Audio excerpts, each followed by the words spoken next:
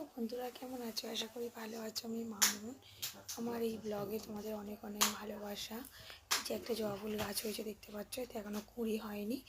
হ্যাঁ, এটা আমার কাকা শ্বশুরের নতুন বাড়ি হচ্ছে, সেখানে বসানো হয়েছে। ঠিক আছে, তোমাদের দেখাই। দেখো এখানে কত নীলকণ্ঠ ফুল গাছ হয়েছে, একদম ঝাঁকড়া হয়ে গেছে। তোমার দাদা আবার মাচা করে দিয়েছে। ঠিক আছে, ছোটো ছোটো ফুল হয়েছে। এই যে ফুলের কালারটা দেখো কত সুন্দর, থোবো ফুল এটা একদম। ঠিক আছে।